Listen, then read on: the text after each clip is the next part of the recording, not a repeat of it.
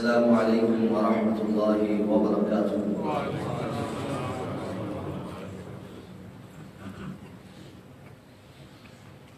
इन्नल हम्दुलिल्लाह नहमदुहु व नस्तईनुहु व नस्तगफिरुहु व नु'मिनु बिही व नतवक्कलु अलैहि व नऊज़ु बिल्लाहि मिन शुरूरि अनफुसिना व मिन सय्यिआति अअमालिना। मन यहदिहिल्लाहु फला मुदिल्ल लहु व मन युद्लिलहु फला हादिय लहु। व अशहदु अन ला इलाहा इल्लल्लाह वहदहु ला शरीक लहु व अशहदु अन्न मुहम्मदन अब्दुहु व रसूलुहु। अल्लाहुम्मा सल्लि अला मुहम्मद व अला आलि मुहम्मद कमा सल्लैता अला इब्राहीम व अला आलि इब्राहीम इन्नका हमीदुम मजीद। अल्लाहुम्मा बारिक अला मुहम्मद व अला आलि मुहम्मद कमा बारकता अला इब्राहीम व अला आलि इब्राहीम इन्नका हमीदुम मजीद। अम्मा बअदु फइन्न खैरल हदीस किताबुल्लाह व खैरल हदी हदी मुहम्मदिन सल्लल्लाहु अलैहि वसल्लम व शर्रल उमूरि मुहदसातुहा व कुल्लु मुहदसतिन बिदअह व कुल्लु बिदअतिन ज़लालह व कुल्लु ज़लालतिन फिन्नार। रब्बि शरह ली सदरी व यस्सिर ली अमरी वहलुल उक़दतम मिन लिसानी यफ़क़हू क़ौली। अल्लाहुम्मा अन्फ़अना बिमा अल्लमतना व अल्लिमना मा यंफ़अुना व ज़िदना इल्मा। रब्बि अऊज़ु बिका मिन हमज़ाति श्शयातीन व अऊज़ु बिका रब्बि अन यहदुरून। अम्मा बअदु फ़अऊज़ु बिल्लाहि मिनश शैतानिर रजीम। बिस्मिल्लाहिर रहमानिर रहीम। अलिफ लाम रा तिल्का आयातुल किताबिल मुबीन। इन्ना अंज़लनाहु क़ुरआनन अरबिय्यन लअल्लकुम तअक़िलून। नहनु नक़ुस्सु अलैका अहसनल क़ससि बिमा अवहयना इलैका हाज़ल क़ुरआन व इन कुन्त मिन क़ब्लिही लमिनल गाफ़िलीन।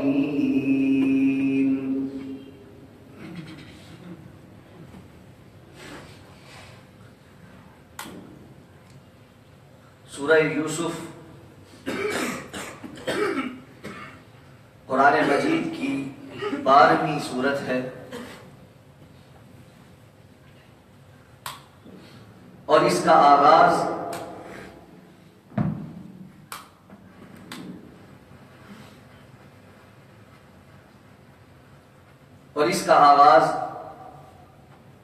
12वें पारे के आखिरी हिस्से से होता है और इख्तिताम 13वें पारे के इब्तिदाई हिस्से पर जाकर होता है। 111 आयात पर मबनी ये सूरह मुबारका ہر مسلمان کے لیے اس لیے سیکھنا اور سمجھنا بڑے ضروری ہے کہ اللہ تعالیٰ نے اس میں حضرت یوسف علیہ السلام کا واقعہ بیان کر کے عقل والوں کے لیے اس میں بہت سے سبق اور عبرتیں چھوڑی ہیں، اور ہر دور کے مسلمان اس سورہ مبارکہ کو سیکھتے اور سکھاتے رہے، تاکہ اللہ رب العزت کی طرف سے جو حکمت کی باتیں اس سورہ مبارکہ میں پوشیدہ ہیں انہیں جان سکے اور اپنی زندگی میں ان پر عمل پیرا ہو سکے۔ معلوم ہے اس سورت کا نام حضرت یعقوب علیہ السلام کے بیٹے حضرت یوسف علیہ السلام کے نام پر ہے، اور چونکہ اس پوری سورت کے اندر تفصیل کے ساتھ حضرت یوسف علیہ السلام کا واقعہ بیان ہوا ہے، اسی نسبت سے اس سورت کا نام سورہ یوسف ہے۔ یہ مکی دور کی سورت ہے، اور مفسرین کرام کی مختلف اقوال کی روشنی میں تقریباً 9 اور 10 سنہ نبوت کا واقعہ ہے۔ سورہ ہود کے بعد سورہ یوسف نازل ہوتی ہے۔ اس سورت کے شان نزول میں 2 روایات ہمیں معلوم پڑتی ہیں۔ ایک روایت میں یہود مدینہ نے مشرکین مکہ کو جو چند باتیں بتلائی تھی کہ وہ رسول اللہ صلی اللہ علیہ وسلم کا امتحان لینے کے لیے آپ سے کچھ سوال کریں گے، اگر آپ ان کا جواب دے پائے تو اس کا معنی ہوگا کہ آپ سچے نبی ہیں، اور اگر آپ ان کا جواب نہ دے پائے تو آپ کی نبوت کا جو دعویٰ ہے وہ مبنی پر حق نہیں۔ ان میں سے ایک سوال یہ بھی تھا کہ آپ یہ بتلائیے کہ یعقوب اور یوسف علیہ السلام کا کیا واقعہ ہے، اور یہ کیوں کر ممکن ہوا کہ بنی اسرائیل اپنا علاقہ چھوڑ کر مصر میں آ کر آباد ہوئے۔ معلوم ہے بنی اسرائیل کا اصل علاقہ مصر نہیں ہے، بلکہ یہ فلسطین اور شام کے درمیان کا جو علاقہ ہے، کنعان میں حضرت یعقوب علیہ السلام رہائش پذیر ہے۔ تو جب مشرکین مکہ نے یہود مدینہ کے کہنے پر آپ صلی اللہ علیہ وسلم سے یہ سوال کیا، تو اس کے جواب میں اللہ تعالی نے یہ پوری سورہ مبارکہ سورہ یوسف نازل فرمائی، اور تفصیل کے ساتھ حضرت یوسف علیہ السلام کا واقعہ بیان کر دیا گیا۔ دوسری روایت جس میں اس سورہ مبارکہ کا شان نزول اس طرح بیان ہوا ہے کہ رسول اللہ صلی اللہ علیہ وسلم پر مکہ المکرمہ کے ابتدائی جتنے سال ہیں ان میں جو بھی صورتیں نازل ہوئی ہیں وہ عقیدہ توحید کے بیان، آخرت کی فکر، رسالت کے دلائل، ان تمام موضوعات کا احاطہ کرتی تھی۔ اور اس کے برعکس عموماً عربوں کا مزاج یہ تھا کہ وہ اسلام کے آنے سے پہلے بھی اور بعد میں بھی شعروں کے اندر اور نثر کے اندر قصہ گوئی کے بہت زیادہ شوقین تھے، قصص کو پسند کرتے تھے۔ اب جب مسلسل قرآن مجید کی ایسی آیات اور صورتیں نازل ہوئیں جو عقیدہ، نبوت، آخرت کے دلائل لیے ہوئی تھی، تو بعض صحابہ کرام نے رسول اللہ صلی اللہ علیہ وسلم سے اس بات کا مطالبہ کیا کہ اللہ کے رسول صلی اللہ علیہ وسلم، اللہ تعالیٰ نے جو آپ کو علم دیا ہے اس کے مطابق آپ ہمیں کوئی سابقہ ایسا قصہ بھی بتلائیے، کوئی واقعہ بھی سنائیے جو حقیقت پر مبنی بھی ہو، اس میں دلچسپی بھی ہو، اور اس کے ساتھ ساتھ اس میں عبرتیں اور سیکھنے کے بھی مواقع۔ جب صحابہ کرام نے اللہ کے رسول صلی اللہ علیہ وسلم سے یہ مطالبہ کیا تو بیان کرتے ہیں کہ اللہ رب العزت نے سورہ یوسف نازل فرمایا،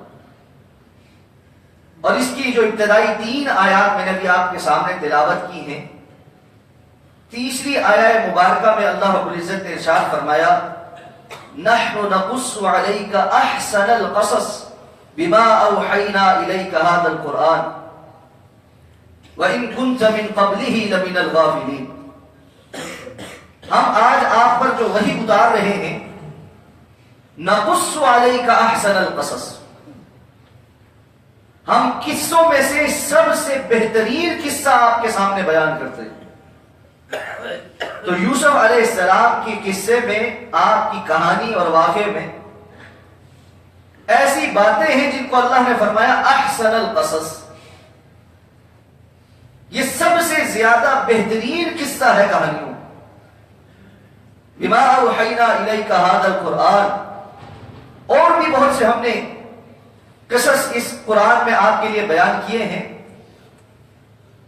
لیکن اس سے زیادہ خوبصورت اور اس سے زیادہ سبق آموز قصہ کوئی اور نہیں۔ اور ساتھ میں اس بات کی بھی وضاحت کر دی وَإِن كُنتَ مِن قَبْلِهِ لَمِنَ الْغَافِلِينَ، جبکہ آپ کو اس سے پہلے اس قصے کی خبر نہیں تھی، آپ کو اس کی تمام تر جزئیات کے ساتھ، تفاصیل کے ساتھ کہ کب کیا ہوا یوسف علیہ السلام کے ساتھ علم نہیں تھا۔ اللہ رب العزت جب چاہتے ہیں آپ کو علم عطا فرماتے ہیں، اور اس کا نتیجہ ہے کہ آپ نے اس قصے کو جاننے کے بعد آگے اپنی امت کے سامنے بیان کر دیا۔ تو قرآن اس قصے کو، اس واقعے کو احسن القصص کہہ رہا، تمام واقعات میں سب سے بہتر واقعہ۔ اس لیے اس بات کی اہمیت اور زیادہ بڑھ جاتی ہے کہ ہم اس اہم ترین واقعے سے روشناس ہوں، اس کو جانیں کہ کیا قرآن بیان کر رہا ہے، اور پھر اس کے ساتھ ساتھ وہ نصیحتیں اور عبرتیں بھی حاصل کریں جو اس قصے کو یہاں پر بیان کرنے کا مقصد ہے۔ کیونکہ قرآن مجید میں اللہ رب العزت نے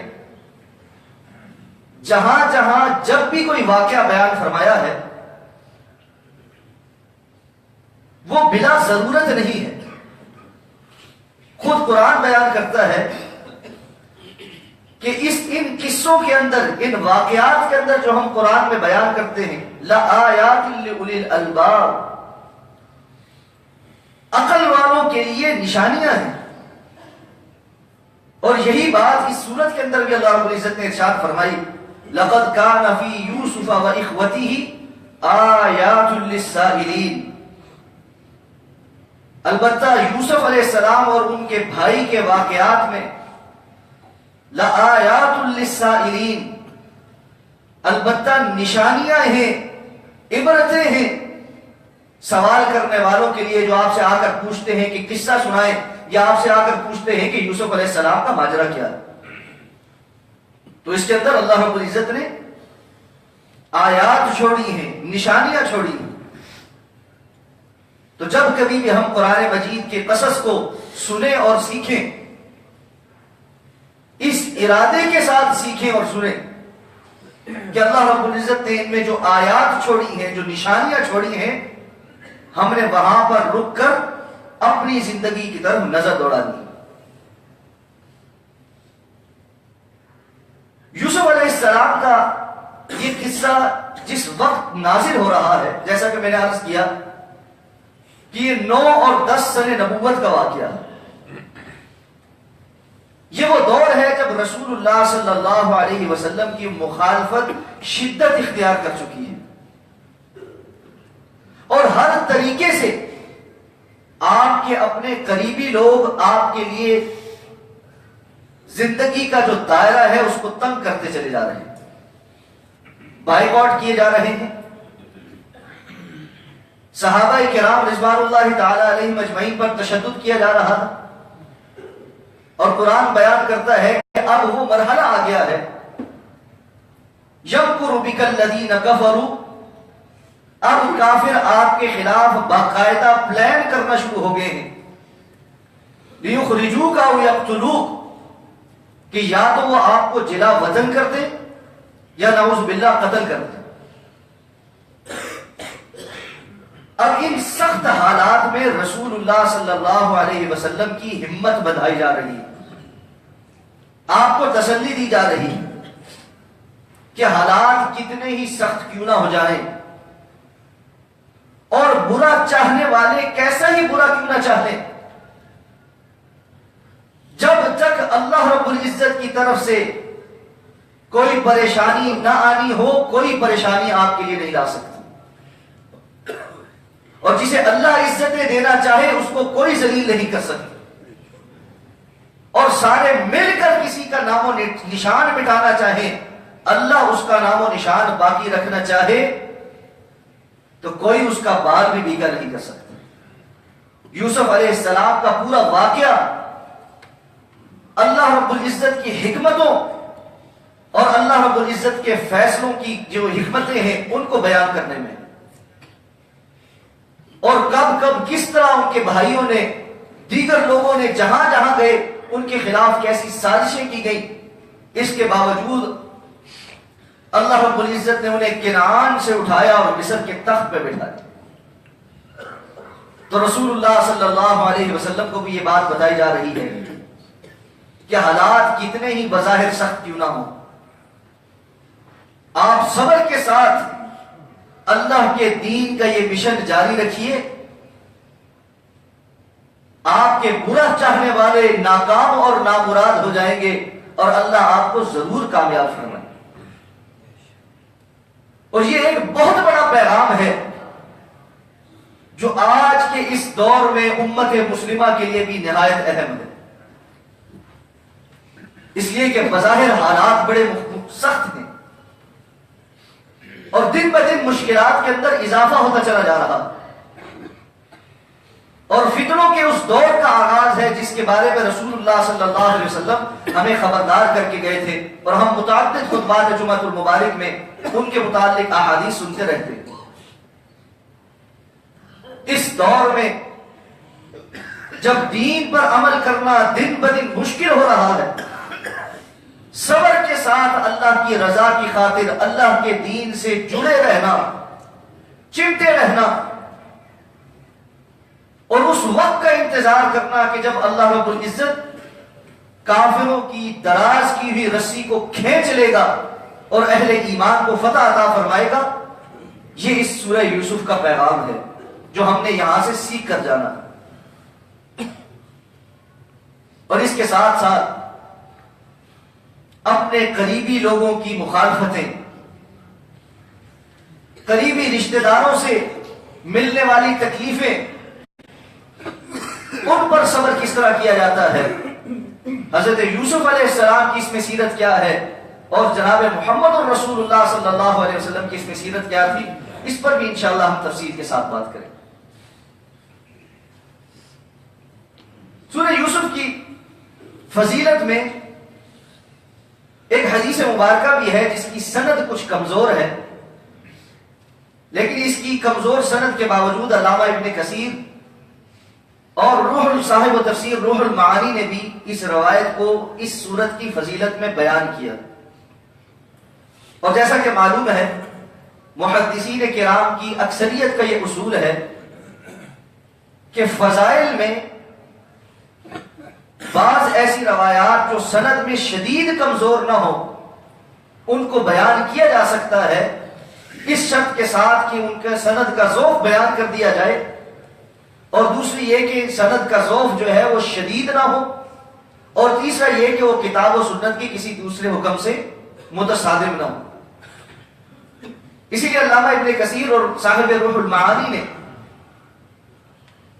سورت کی فضیلت میں یہ روایت بیان کی ہے کہ رسول اللہ صلی اللہ علیہ وسلم نے فرمایا سورہ یوسف کو سیکھو اور اپنے قریبی رشتہ داروں کو بھی سکھاؤ. اور آپ صلی اللہ علیہ وسلم نے فرمایا جو ایسا کرے گا اس کو دو باتیں حاصل ہوں. ایک، وہ موت کے وقت کی سختیوں سے محفوظ رہے گا، اور دوسرا، وہ دوسرے مسلمانوں سے حسد کرنا بند کر دے گا. یہ سورت کی تاثیر ہے کہ جو اس کو سیکھ لے اسے پھر دوسروں سے حسد نہیں ہو. اور یہ بات اس لیے بھی درست ہے کہ جو صحیح معنوں میں اس سورت کے اندر حضرت یوسف علیہ السلام کا واقعہ جان لے، اور جیسا کہ ہم تفصیل میں آگے انشاءاللہ العزیز سیکھیں گے، اس پر یہ بات روز روشن کی طرح عیاں ہو جاتی ہے کہ حسد سوائے ناکامی کے اور کچھ نہیں لاتا، اور حاسد شخص اپنے لیے دنیا اور آخرت کی رسوائی کے اور کچھ حاصل نہیں کر پاتا. اور جس سے وہ حسد کر رہا ہوتا ہے، اگر وہ صبر کرے اور اللہ کی رضا میں راضی رہے تو اللہ تعالیٰ اس کو ضرور عزتوں سے نوازتے. اس لیے جس چیز کا فائدہ کوئی نہیں الٹا نقصان ہی ہے، انسان پھر ساری زندگی اس سے بچنے کی کوشش کرتا. تو آئیے باقاعدہ اس سورت کا آغاز کرتے ہیں اس دعا کے ساتھ کہ اللہ تعالی ہمیں وہ تمام مقاصد حاصل کرنے کی توفیق عطا فرمائے جو اس سورت کے اس قرآن مجید میں نزول کی وجہ سے اللہ رب العزت نے امت کے لیے رکھے ہیں، اور اللہ تعالیٰ صحیح بات کہنے کی توفیق عطا فرمائے، اور اس میں اگر کوئی کمی اور کوتاہی رہ جائے تو اپنی رحمت سے اس سے صرف نظر فرمائے. بسم اللہ الرحمن الرحیم، اللہ کے نام کے ساتھ جو بڑا مہربان بار بار رحم فرمانے والا. الف لام را، یہ حروف مقطعات ہیں. مقطع عربی زبان میں قطع سے ہے. یہ قطع کا لفظ ہم اردو میں بھی استعمال کرتے ہیں، قطع رحمی، یعنی کاٹ ڈالنا، ٹکڑے ٹکڑے کر دینا. اسی لیے اردو میں لفظ استعمال ہوتا ہے قطعات، مختلف ٹکڑے. قطعات زمین، زمین کے مختلف ٹکڑے.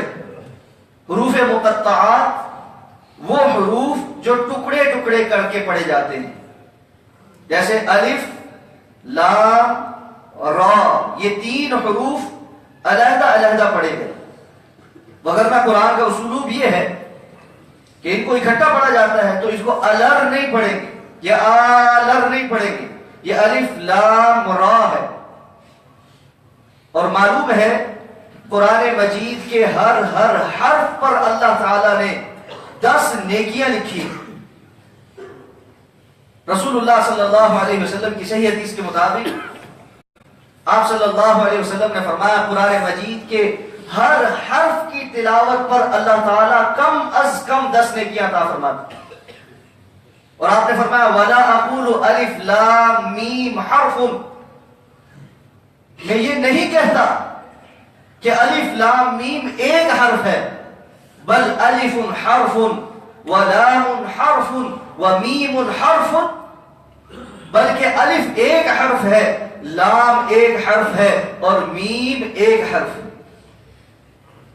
تو گویا یہ الف لام میم جو صرف اتنا تلاوت کرتا ہے اس کو 30 نیکیاں مل جاتی ہیں. اس حدیث مبارکہ سے محدثین کرام نے ایک اور بات بھی ثابت کی ہے. بعض لوگ قرآن مجید کے ترجمے اور مفہوم کی تعلیم دیتے ہوئے بسا اوقات غلو کر جاتے ہیں.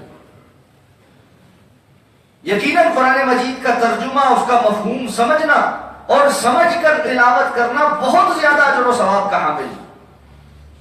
اور جو سمجھ کر تلاوت کرتا ہے اس کو مجرد تلاوت کے علاوہ سمجھ کر تلاوت کرنے کا زیادہ اجر و ثواب ضرور ملے گا. لیکن یہ کہہ دینا کہ بغیر سمجھے تلاوت کرنے کا کوئی فائدہ نہیں، یہ درست بات نہیں ہے. اس لیے کہ حدیث مبارکہ میں اللہ کے رسول نے فرمایا الف لام میم یہ 3 حروف ہیں اور 30 نیکیاں ملتی ہیں. اور حروف مقطعات کے متعلق رسول اللہ صلی اللہ علیہ وسلم نے بیان فرما دیا کہ ان کا معنی اور مفہوم اللہ کے سوا کسی کو معلوم نہیں.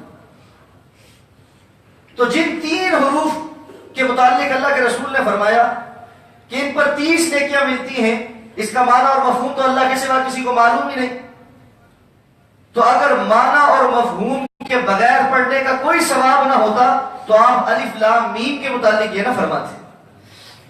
اس لیے قرآن مجید کی صرف تلاوت کا بھی اجر و ثواب ہے، اور وہ ثواب کم از کم یہ ہے کہ ہر حرف کے بدلے اللہ تعالیٰ 10 نیکیاں عطا فرمائیں گے. اور پھر اس سے آگے ہر کسی کی نیت کا احوال، کتنی محنت اور کوشش سے وہ پڑھتا ہے. کیونکہ اللہ کے رسول صلی اللہ علیہ وسلم نے فرمایا وہ شخص جو قرآن مجید کی تلاوت کرنے کی کوشش کرتا ہے لیکن الفاظ اس کے لیے ثقیل ہو جاتے ہیں. ظاہر بات ہے ہر کوئی عرب نہیں، ہم سب اجمی ہیں. بعض الفاظ کو صحیح طریقے سے ادا کرنا، مخارج کے ساتھ ادا کرنا مشکل ہو جاتا ہے ہمارے لیے. تو آپ نے فرمایا ایسے اٹک اٹک کر کوشش کر کے پڑھنے والے کے لیے 2 اجر ہیں، ایک قرآن مجید کی تلاوت کرنے کا اور دوسرا اس محنت اور کوشش کا جو وہ اٹک اٹک کر پڑھتا. اللہ رب العزت کی رحمت اور فضل دیکھیں، وگرنہ اٹک اٹک کر پڑھنے والا تو یہی سوچتا رہتا کہ تیز پڑھنے والے کتنا پڑھ جاتے ہیں اور میں تو تھوڑا تھوڑا پڑھ پاتا ہوں، میرا تو اجر و ثواب کم ہو گیا. اللہ نے اس کو رک رک کر پڑھنے اور کوشش اور محنت کرنے کا بھی اجر و ثواب عطا فرما دی. الف لام را یہ حروف مقطعات ہیں، ان کا معنی اور مفہوم اللہ کو معلوم. تلک آیات الکتاب المبین یہ آیات کتاب مبین کی ہیں. کتاب مبین واضح بیان کر دینے والی. یہ مبین کا لفظ قرآن مجید میں بہت سے مقامات پر استعمال ہوا. اس کا ایک معنی یہ ہے کہ اس کی آیات بڑی واضح ہیں، بیان ہیں، ان میں کوئی ابہام نہیں. دوسرا معنی کہ یہ حق اور باطل کے درمیان بیان ہیں، حق اور باطل کے درمیان فرق کرنے والی. اور یہ سارے معانی ٹھیک ہیں، اور مفسرین کرام نے اس لفظ کے بہت سے اور دیگر معانی بھی بیان کیے ہیں، اور وہ سارے کے سارے مختلف جگہوں پر جس طرح بیان ہوئے سب ٹھیک ہے. تلک آیات الکتاب المبین یہ اس کتاب کی آیات ہیں جو بڑی واضح ہے، جس میں کوئی ابہام نہیں. یہ وہ کتاب ہے جو حق اور باطل کے درمیان فرق کرنے والی ہے. یہ وہ کتاب ہے جو مبین ہے، جو آسان ہے، جس کو سیکھنا آسان ہے. اور جو یہ کہتا ہے کہ یہ کتاب سمجھ نہیں آتی وہ جھوٹ بولتا ہے. اللہ کی کتاب سچ بولتی ہے. وَلَقَدْ يَسَّرْنَا الْقُرْآنَ لِلذِّكْرِ فَهَلْ مِن مُدَّكِرٍ ہم نے اس کتاب کو نصیحت پکڑنے کے لیے آسان کر دیا، اب ہے جو آگے بڑھ کر نصیحت حاصل کرے. زندگی پوری کتاب کھول کر دیکھنی نہیں، سیکھنے کی کوشش نہیں کرنی، سمجھنے کی کوشش نہیں کرنی، اور اس کے بعد انسان کہے کہ مجھے سمجھ نہیں آتا، یہ درست بات نہیں. دوسری آیت میں فرمایا اِنَّا أَنزَلْنَاهُ قُرْآنًا عَرَبِيًّا لَعَلَّكُمْ تَعْقِلُونَ ہم نے اس کتاب کو عربی زبان میں نازل کیا تاکہ تم عقل اختیار کرو. یہ عربی زبان اس کی بڑی فضیلت ہے. اس کے ساتھ محبت کرنا یہ رسول اللہ صلی اللہ علیہ وسلم کی سنت ہے. آپ صلی اللہ علیہ وسلم نے خود اپنی حدیث مبارکہ میں عربی زبان سے محبت کرنے کی 3 وجوہات بیان فرمائی. پہلی وجہ آپ نے فرمایا میں خود عربی ہوں، یعنی عربی بولتا ہوں. دوسری وجہ آپ نے فرمائی اللہ نے اپنی کتاب کو عربی زبان میں نازل کیا. اور تیسری وجہ آپ نے فرمائی لغت اہل الجنہ یہ جنتیوں کی زبان بھی یہی عربی زبان ہوگی. اس لیے آپ نے فرمایا اس زبان سے محبت کرو، اس زبان سے محبت کریں، اس کو سیکھنے کی کوشش کریں، اپنے بچوں کو سکھانے کی کوشش کریں، اس کے ساتھ کچھ نہ کچھ تعلق ضرور بنائیں. اور یہ کوشش کرنی چاہیے جہاں ہم اپنی زبان میں عام طور پر بولتے ہوئے بہت سے انگریزی کے الفاظ بول جاتے ہیں، اگر ہم آہستہ آہستہ کوشش کریں اور ان کی جگہ عربی کے الفاظ کو لے آئیں तो हमारी जबान भी मजबूत हो जाएगी और अरबी जबान के साथ मोहब्बत करने की सुन्नत भी उजागर हो जाएगी। तीसरी आया मुबारक हम पहले पढ़ चुके, नहनु नक़ुस्सु अलैका अहसनल क़ससि बिमा औहैना इलैका हाज़ल क़ुरआन व इन कुन्त मिन क़ब्लिही लमिनल गाफ़िलीन। अल्लाह ताला आपकी तरफ ये बेहतरीन किस्सा नाज़िल फरमा रहे हैं और इससे पहले आप इसके जानने वाले न थे। अब इससे आगे बाकायदा इस किस्से का आगाज हो रहा है, उस पर इंशाअल्लाह अज़ीज अगले खुतबा जुम्मतुल मुबारक में बात करेंगे। अल्लाह रब्बुल इज्जत इस दुआ के साथ अल्लाह ताला मुझे और आपको सही मानों में कुरान फहमी अता फरमाए। अक़ूलु क़ौली हाज़ा व अस्तग़फिरुल्लाह ली व लकुम व लिसाइरिल मुस्लिमीन बिरहमतिका या अरहमर राहिमीन।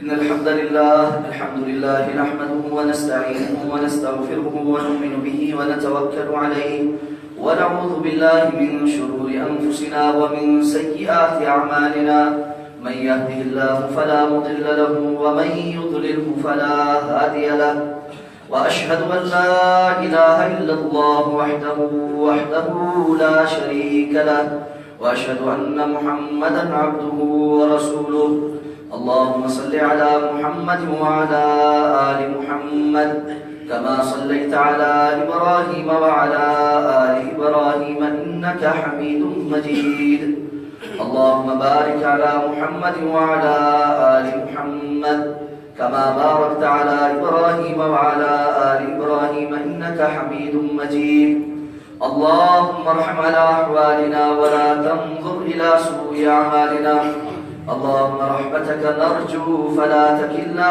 إلى أنفسنا طرفة عين وأصلح لنا شأننا كله لا إله إلا أنت اللهم اغفر لنا ولوالدينا ولأساتذتنا ولجميع المؤمنين والمؤمنات والمسلمين والمسلمات الأحياء منهم والأموات إنك قريب مجيب الدعوات يا رب العالمين سبحان ربك رب العزة عما يصفون وسلام على المرسلين والحمد لله رب العالمين.